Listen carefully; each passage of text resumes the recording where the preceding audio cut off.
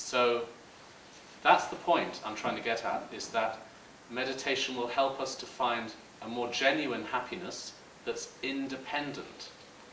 Because I think in our life, in our culture, in our society, we only know about happiness that is dependent on outer things. You know, we don't know how to make ourselves happy. We only know how to create a life around us that we think makes us happy. Do you see what I mean? Do you see the difference?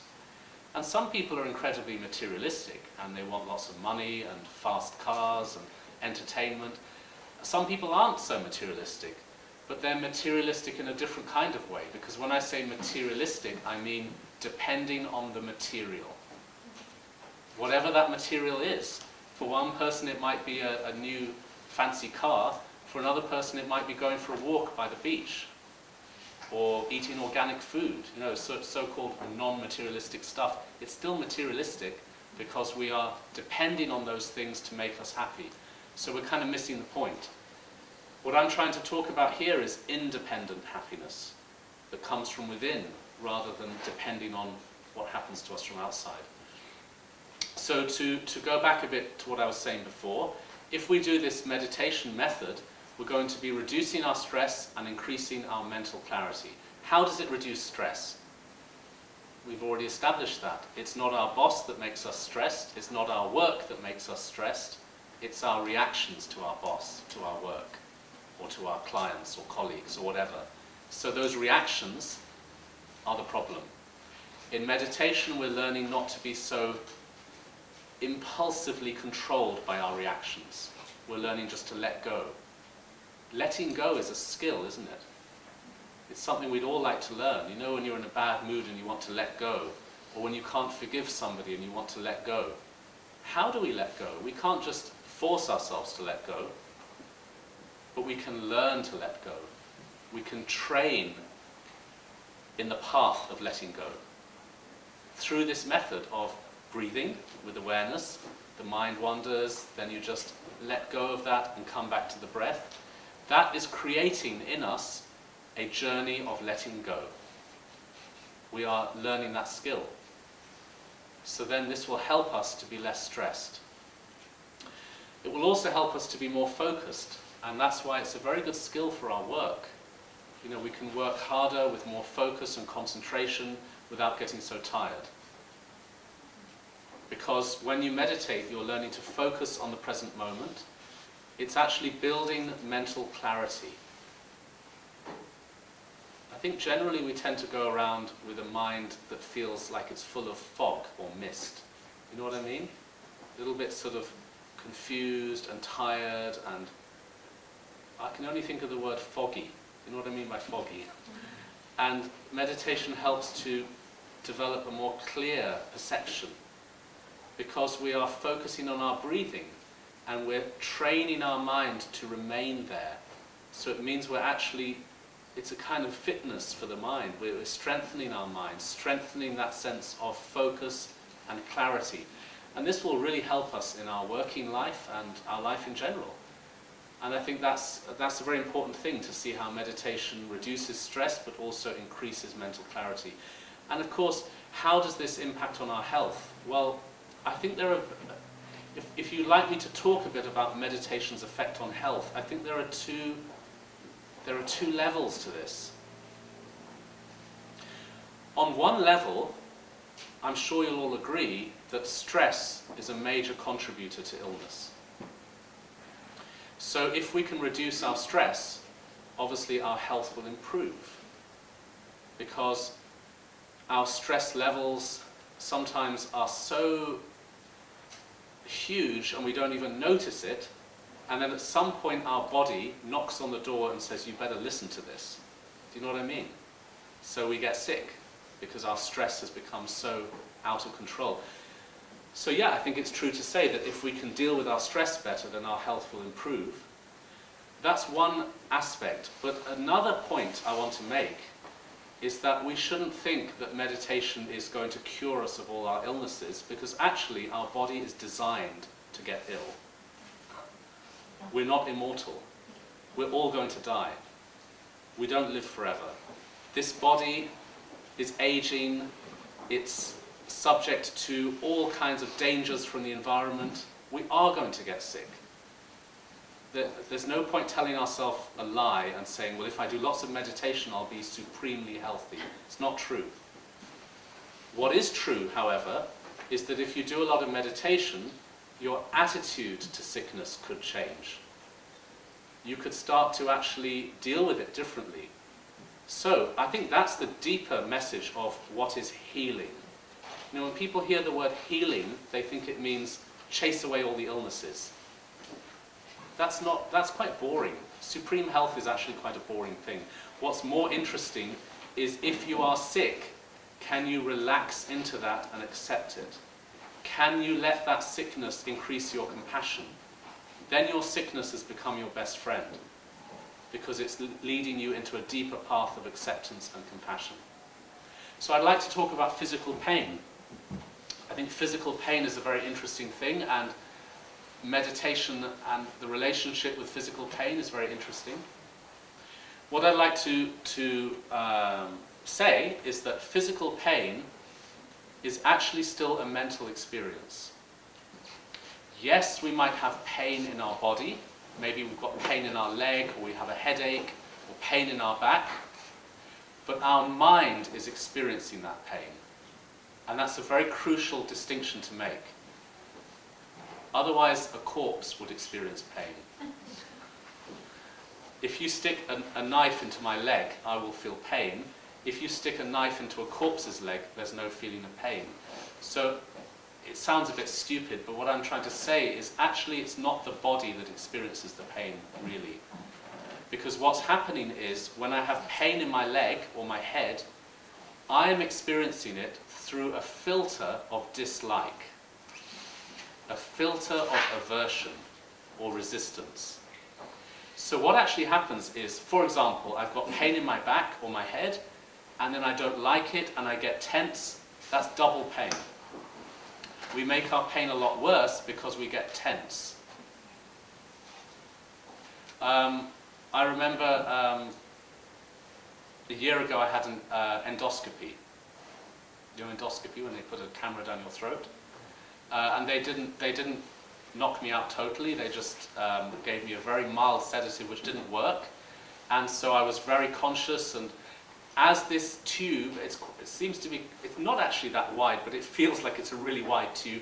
As it's going down my throat, I'm starting to panic and getting very tense. And they're having to push this tube down because my throat has become so tight.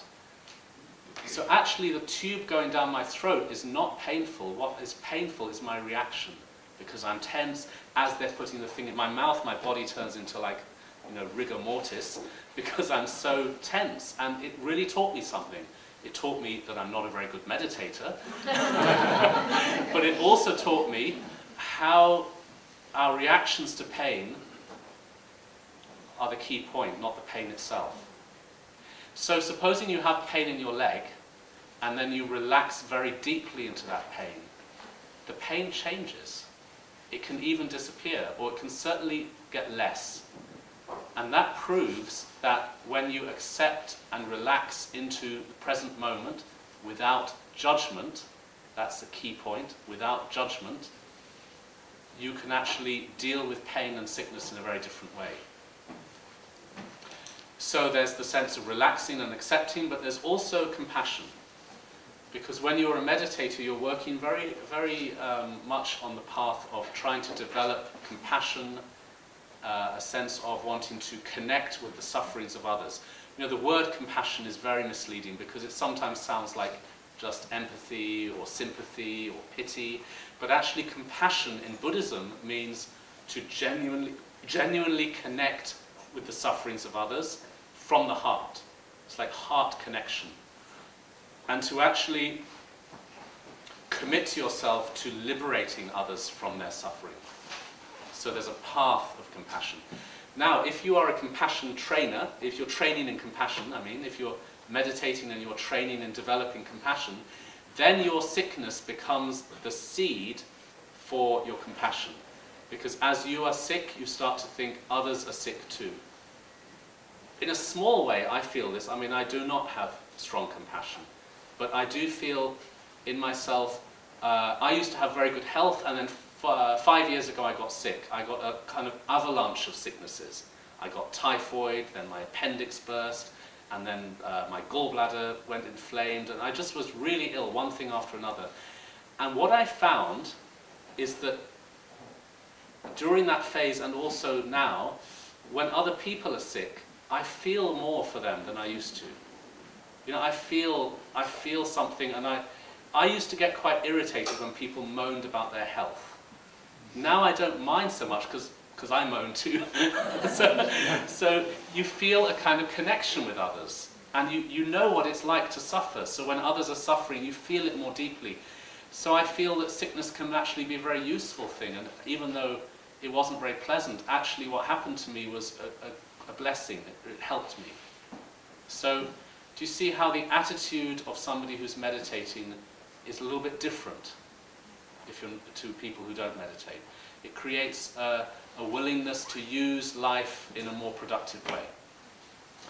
So I was asked to say a few things about meditation. I was also asked to say a few things about meditation and health, and I want to make it really clear that it's more to do with acceptance rather than to do with perfect health.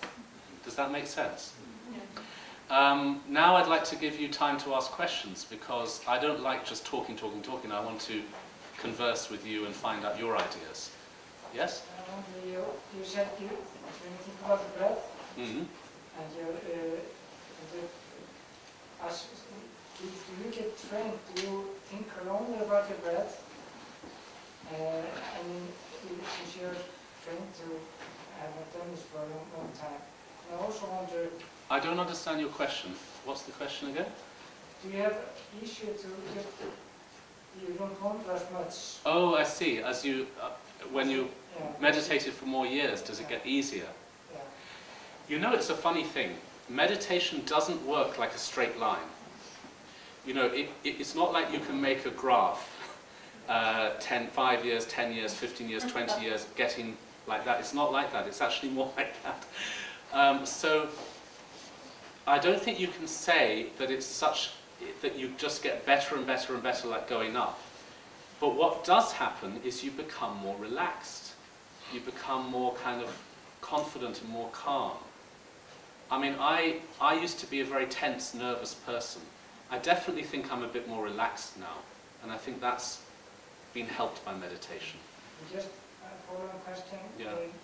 Isn't actually, you are actually letting your brain wander. That's the training, going back and forth. You're not letting, it's more that it happens anyway. Okay, if you sit now and focus on your breathing, you'll find that after a few breaths your mind just automatically wanders. You can't stop it. But what you can do is then bring it back. That's the training. Does that make sense? Yeah. Okay. Anything else? Yes? I was just wondering that, because you talked about mental health, Yeah? which is, by your opinion, more important, but physical health is also important. Yes? The interaction there, it's better to be healthy. It helps you in your mental health. Definitely. To be physical. Oh, definitely. I think we should look after our bodies. Mm-hmm. We should eat healthy food. We should exercise. We should do all the right things. But at some point, we are going to get sick, and we are definitely going to die. Even the most super healthy person dies. So then the mind is the most important. And if we did not train our mind, then when these things happen to our body, we fall apart. We don't know how to handle it. So I think both should be practiced, balanced, physical health and mental health. So a good thing to do is to exercise every day and meditate every day. Yeah. Anything else? Yes? When you have meditated for a long time, do you feel like does the effect from the meditation help in your regular things? Or do you, as you're doing regular things, use the same technique to catch your mind and this go is back to some... this is a very important question. It needs to be understood that when you meditate, you do two styles of meditation, on the chair and off the chair. So on the chair means, well, some people sit on the floor as well, but sitting down and doing 15 minutes of session where you do the training with the breathing, like I said. And off the chair means in the daily life, you keep trying to connect to the present moment when you're walking, when you're talking, when you're busy. So you keep trying to let the meditation filter through into everyday life so that you are connecting throughout the day. That's called mindfulness, being mindful. You come back to the breath then also? Not so much the breath. You know, supposing you are really in a busy situation, it's too hard to find your breath because there's a lot going on. So then you would just use the present moment, maybe your body, maybe the visual objects around you. You know, I like to do this when I'm standing in a queue at the airport. Then, you know, we get wound up, we get tired, whatever, or you know, you can't then necessarily find your breath, but you can feel the ground under your feet. You can feel the present moment. Like this phone is giving us a reminder of the present moment. We can just listen to it happily, or we can think, turn it off, turn it off. You don't have to, it's on, so just listen to it. Anything else? Yes? I'm wondering about a kind of contradiction. Yeah? You're talking about meditation as kind of oneself adapting the mind and the thinking to the environment, to what's happening. You are like in the now and you just kind of do not let your mind get fixated into problems and things. And on the other hand, some people are in intolerable situation, bad workplace or whatever. Is this a contradiction, or is there a way to struggle with the environment too? Well, I'd like to challenge your question a little bit, because I don't think it's just about adapting our mind to the environment. Because what if you go into a retreat where there's nothing happening? People do meditation retreats. I was in a retreat for 4 years where we had no contact with the outside world, maybe a letter once a month. But there was no newspapers, no TV, no internet. So you're just alone in your room with nothing happening. So there's no environment creating any trouble, but you're still having stress. Still there's stress, there's upset, there's the mind. So it's more the internal environment. And you start to understand that actually our inner world is the cause of everything. So then the second half of your question was, what if somebody is in an intolerable situation?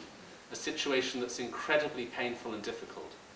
Well, then your reaction to that depends entirely on your emotional, psychological maturity.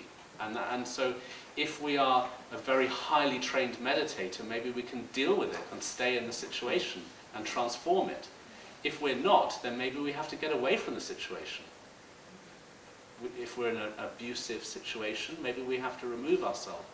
But what we have to do in that case is realize that the same situation will come up again until we've dealt with our mind. Because everything ultimately is to do with our reactions. Does that help?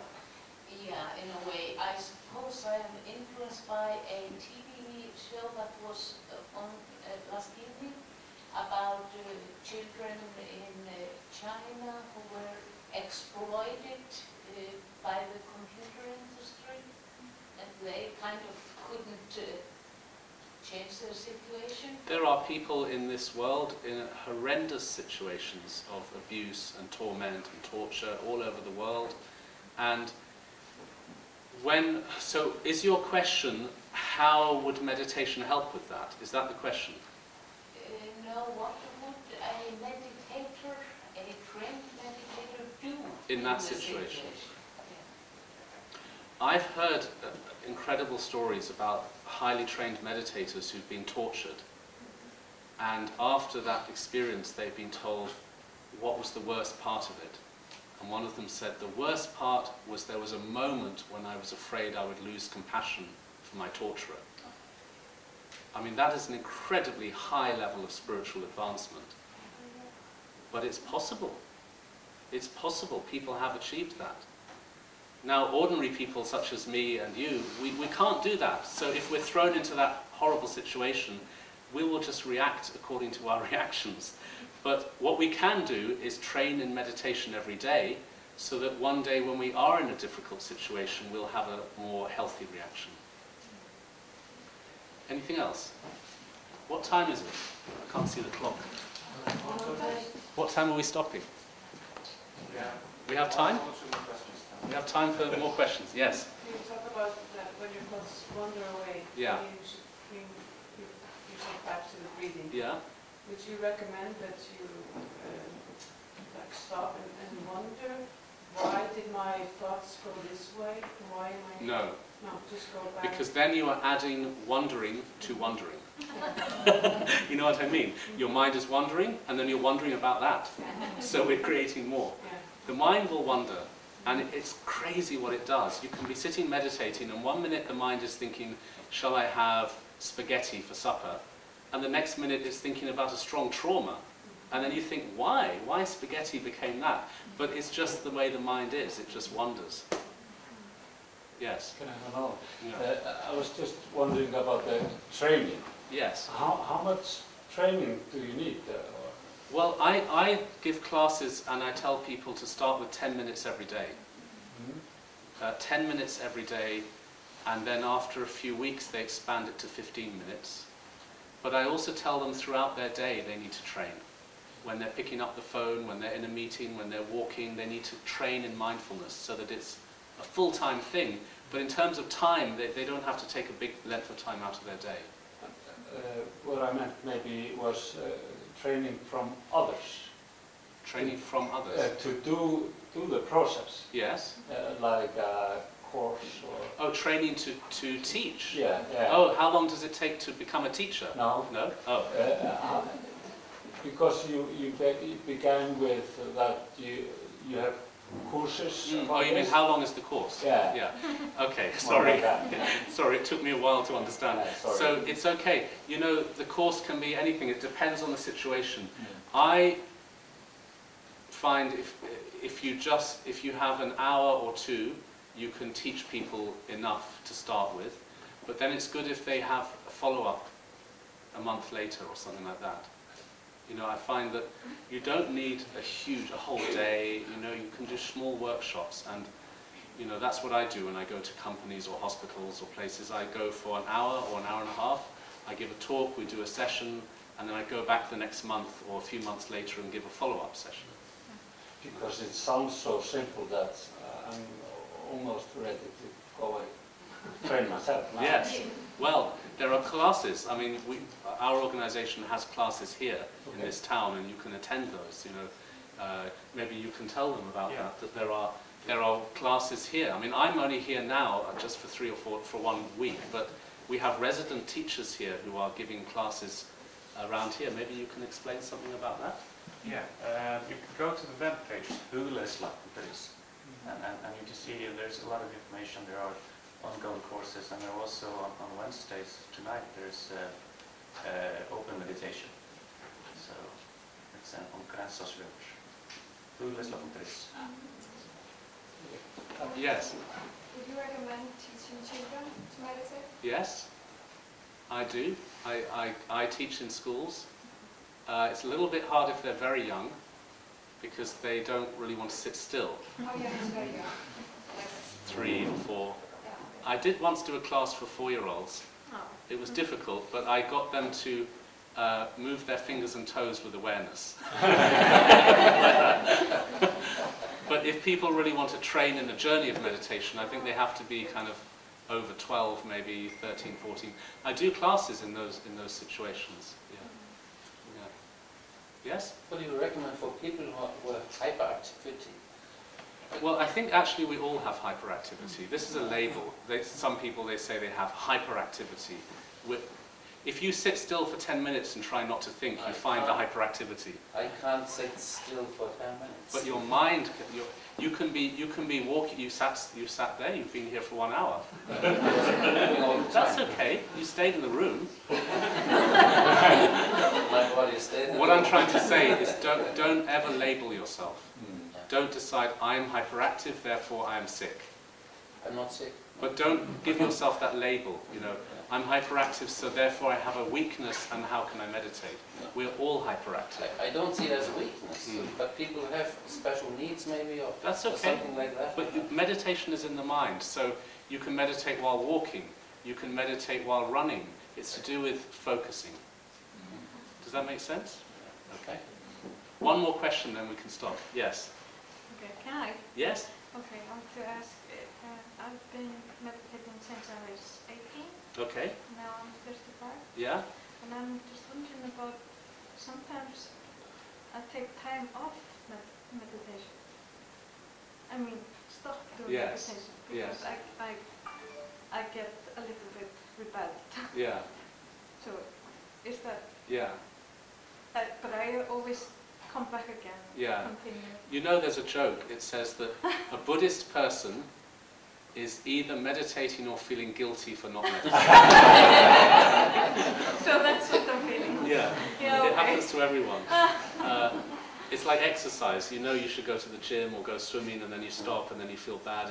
It's like that. But the way to deal with this is to realize that if you take a break from meditation, what does that really mean? Because meditation is you, and it's your connection with who you are. And you don't want to take a break from that. You want to see that as a loving relationship that you want to be constantly involved with. It's like a marriage. Yeah. You're married to your mind. Yeah, so I just have to, So meditate then. when people find their meditation disappears and they lose their motivation, I tell them to think about meditation. If you can't do meditation, at least think about it. Why does it work? Why is it good? What is it for? That way you're persuading yourself about how good it is. Okay, thank you. Thanks for listening. I hope you enjoyed it. I didn't teach you a technique today because I really wanted to explain the theory. But as you heard, there are classes around in this city where you can learn those techniques. But today I wanted to focus more on theory. Okay.